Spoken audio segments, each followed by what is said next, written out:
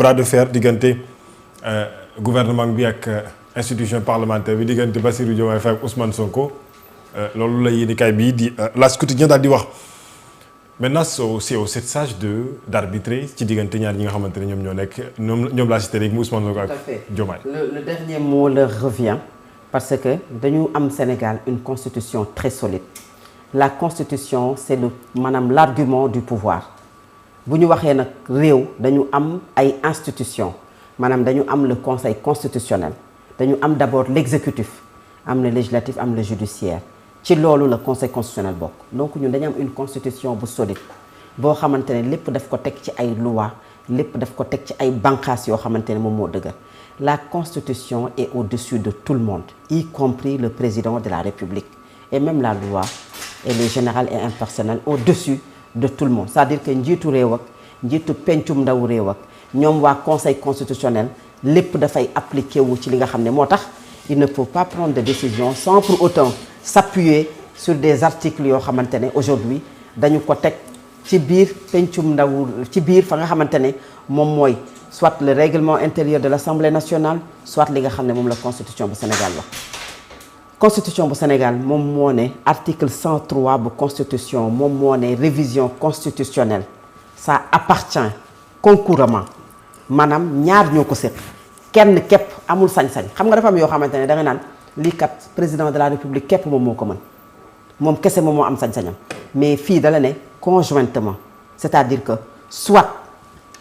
les députés mën nañ ko def soit le président de la République mën na def une révision constitutionnelle léegi les députés de l'Assemblée nationale dañoo jàpp ne ñoom am na ay mbir yoo xamante ne faaw ñu yóbbu ko dem réviser ko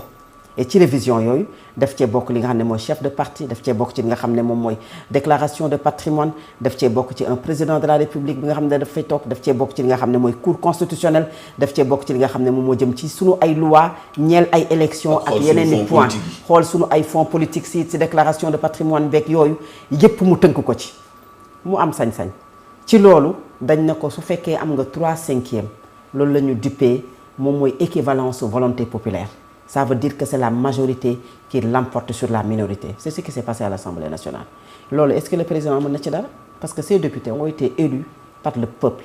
validés par le Conseil constitutionnel installés à l'Assemblée nationale ça fait maintenant 2 années boo xamante ne léegi mu yegg bokk 2 ans boo xamante ne ñoom seen rôle premier moom mooy am ay initiatives parlementaires et wax naa sànq la révision constitutionnelle appartient concouramment au président de la République et aux députés qui ont le droit kenn du leen tere ne ñoom kat dañoo war a bañ di xool ne lii bu ñu ko defee jàpp nañ ne njariñu Sénégal la ñu dem def ko am na ñoo xam ne jàpp nañu ne loolu ñu def ñoom du njariñu Sénégal ils ne sont pas d'accord mais loolu moom mooy le but d'une élection loolu moom mooy démocratie loolu moom mooy dem wuti baatu askan wi soo amee baatu askan wi ba ñu jox lu tax ba jox la feu vert moo lay war ne xëy na yow loo def ñoom nga ko defal et que ñoom d'accord nañu ci bis bu ñu demee ba gisatuñu mooy tey ñu dem élection législative sénégalais yi dem tànnaat ñeneen ñoo xam ne ñoon di teewal pencum ndaw réew bu Sénégal quand je dis que la constitution est au-dessus de tout le monde maintenant on attend le conseil constitutionnel parce que ci biir li nga xamante ne moom la ñu déposé xëy na xam nañu rek amendement yi nga xam ne moom la joxe les pièces justificatives moom boole na ci la nga xamante ne moom la joxoon pencum ndaw réew bu Sénégal ci avis bi mu leen joxoon le président de la République mais loolu am na ci lu bari loo xamante ne les arguments yi nga xam ne moom moo tënk aujourd'hui requête boobu nit ñi amuñu ko li ñu gis mooy on a vu un récépissé de requête on a vu un communiqué boo xamante ne waa majorité bi les députés def nañu ko ñoom peut-être que ils ont les arguments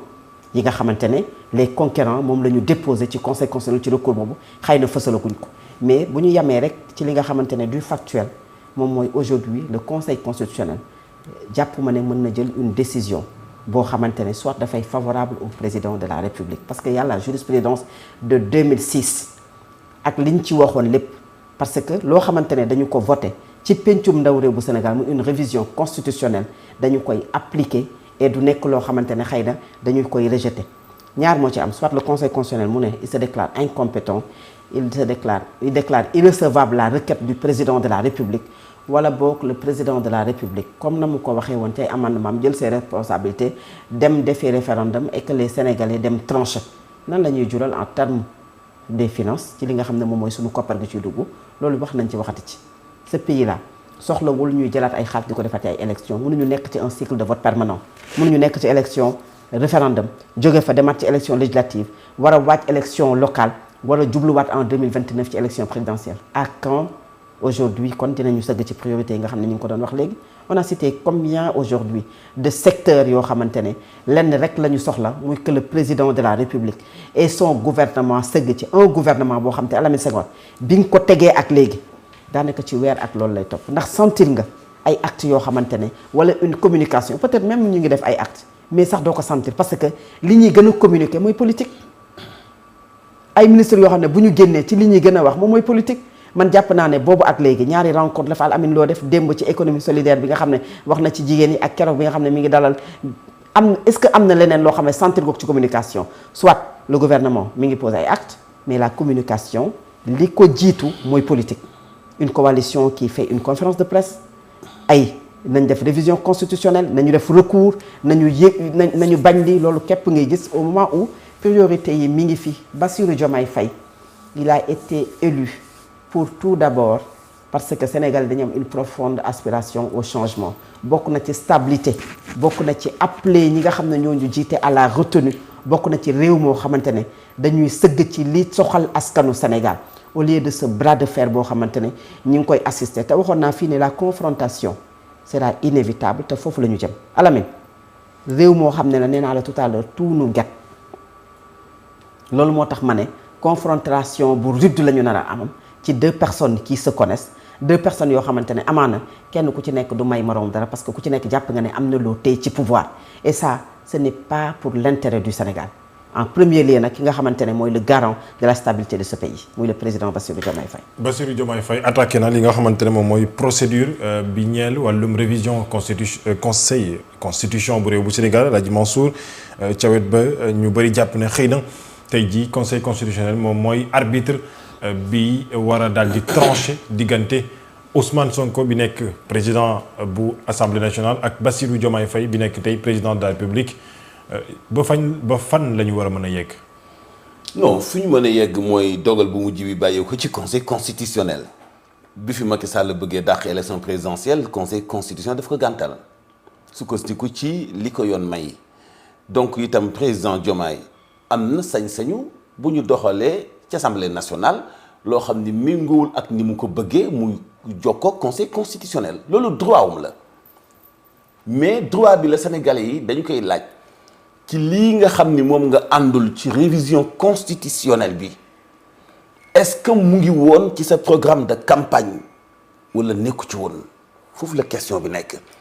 quant à un président bu jokkoo conseil constitutionnel surtout président boo xam ne amoo majorité à l'Assemblée nationale bii bu jëkkee itam du doon bu mujj sax parce que bul fàtte ni président Diomaye dafay gouverner Sénégal ci façon boo xam ne kenn musu ko gouverner Sénégal mooy premier président. muy premier président bu fàllu jóge ci opposition gagné premier tour muy premier président buy gouverner nekkatoo ci parti au pouvoir bi la yóbbuwoon au pouvoir muy premier président bu contrôlé une majorité à l'Assemblée nationale donc foog mu doxalee na leen surtout bu fekkee yoon bi nga xam ne miinoon nañ ko sax ci président yi koy jiite woon donc lu bees loolu nga xam ne ngi soog a am ci ñu miin ko ci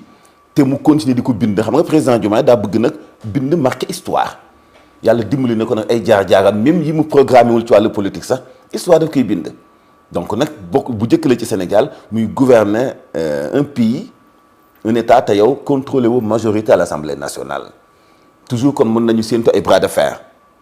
mais ndax loolu dina tax nga génn ci programme bi nga jaayoon Sénégal yi ba ñu fal la est-ce que loolu dina tax nga jox àdduna bi beneen image est-ce que loolu dina tax aussi ñu lay laaj ëllëg ay comptes yoo dul mën a rendre defe naa ne du ko jaral surtout âge am moom surtout li koy xaar ci ay Bakar Fego yu dàq jiite am réew